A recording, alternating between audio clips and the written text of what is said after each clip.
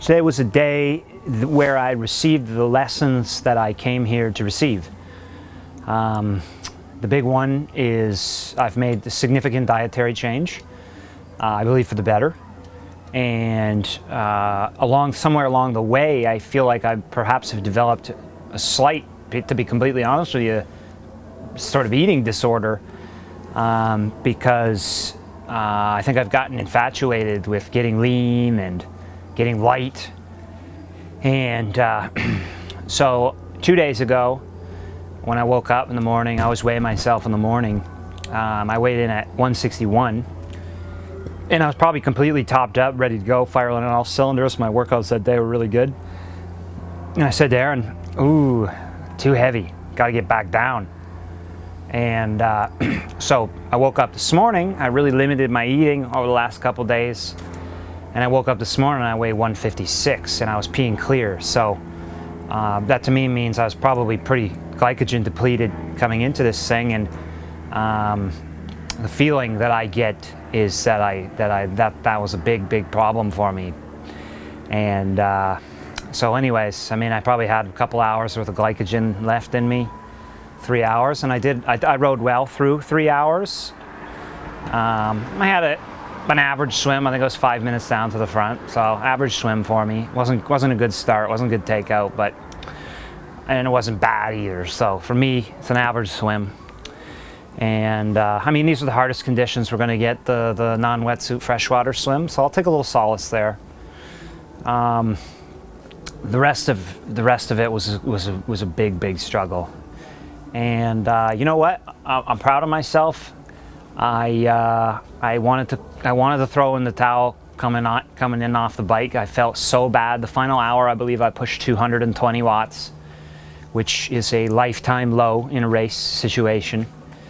And it was very hard. I actually, on one of the hills, I actually almost had to walk my bike up the hill. I couldn't get up the hill. I didn't have enough gears. I have 42.25, I believe, in the back, and I was unable to get up the hill, meaning I was like barely able to push 280 in the standing position, which, I mean, literally last week I did 289 watts for 4 hours at 110 beats per minute average. So, I mean, this is not indicative of where I am at in my training. I've been training really well. Everything in practice is indicating that I'm in better shape than I was last year. So I'm not upset. I'm not going to go back on my dietary change or anything. But what I am certainly going to do is stop this idea that I got to get super lean and stuff like that. I probably raced well. My ideal weight is probably about 160 pounds, and that's that. And so that's the big lesson I think that I learned, and I will test that in the next couple of training blocks to be sure of it. But anyways, back on the topic, you know, then I came around at the halfway point. I looked over at Erin, and I gave her the "I'm dropping out" look, and I just think it's so disrespectful to drop out. So I said, "You're damn well gonna walk this damn thing. I don't give a shit how the hell you get to the finish line. You're gonna get to the finish line." And I did walk a few times, and I mean, there's no shame in that when you're finishing. And yeah, it was a humbling day for sure. But that is precisely what I came here to learn. I didn't want to learn this lesson in Kona because I knew I made a lot of changes, and I knew I needed to test it. And it wouldn't have shown itself in a 70.3.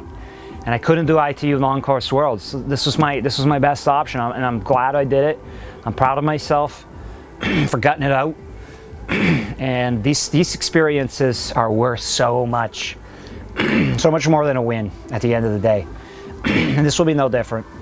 So that being said, even if I was firing on all cylinders, Cody Beals had a phenomenal performance, and I'm not sure I could have kept up with him even on all cylinders. So hats off to him. Amazing athlete. I've been racing him. I've probably raced him the most of anyone over the years. I've been racing him since 2014 at the MSC.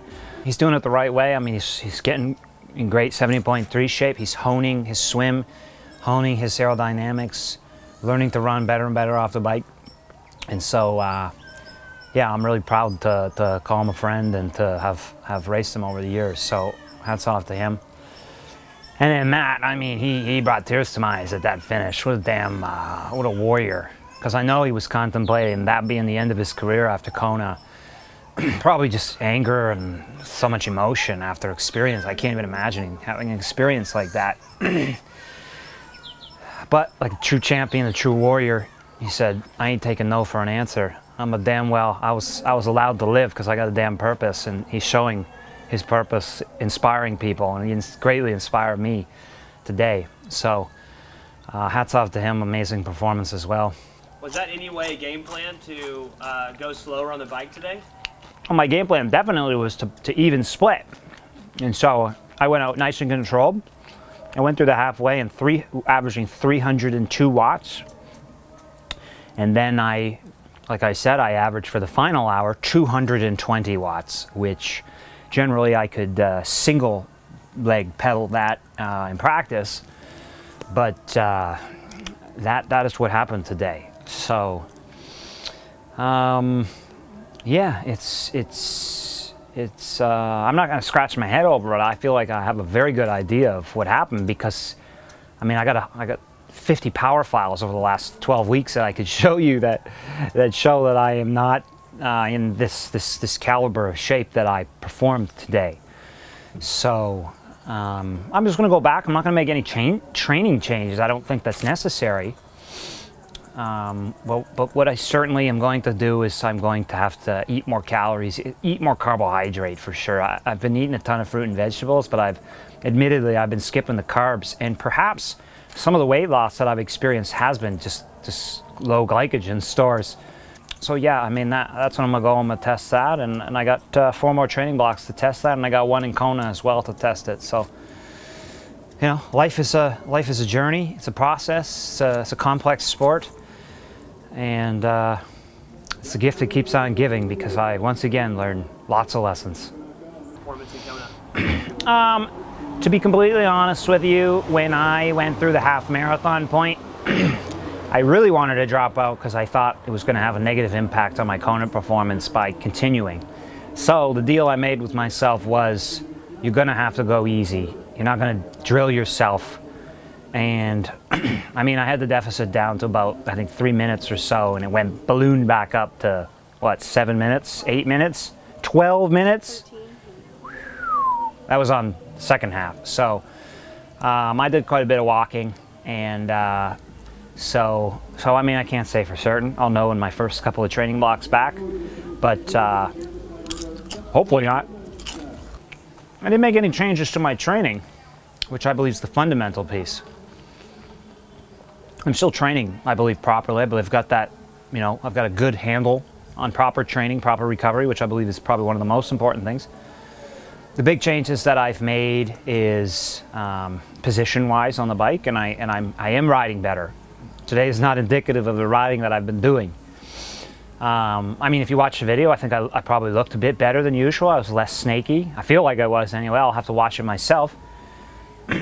Admittedly, when I started to fatigue, I started to throw form out the window, because I was just trying to literally get to the finish line.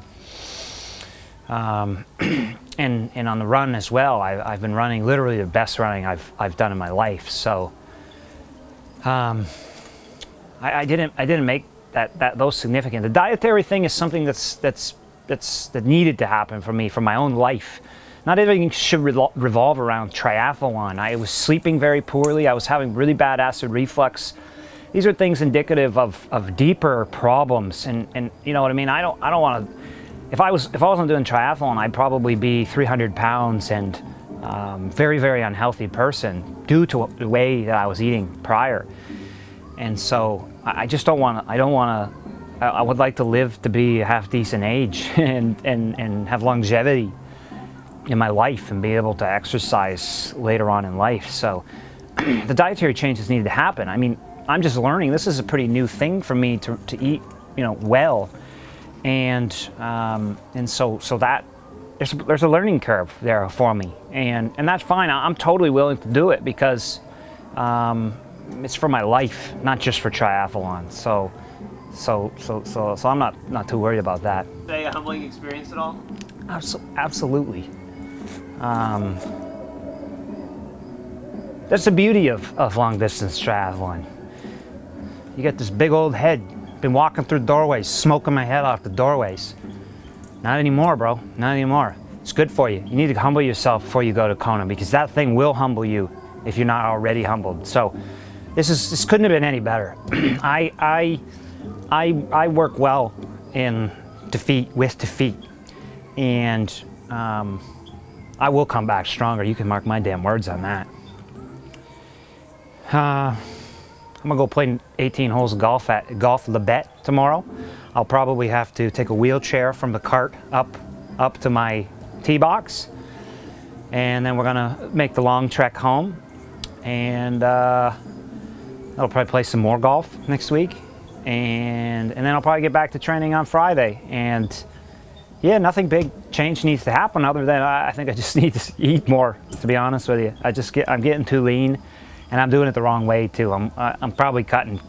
I mean, I've lost 10 pounds in 12 weeks. It's quite a bit of weight, and I probably was topped up 2 days ago, and I depleted myself in 2 days due to some odd eating disorder type thing that I suppose seemingly have developed. So we're gonna fix that.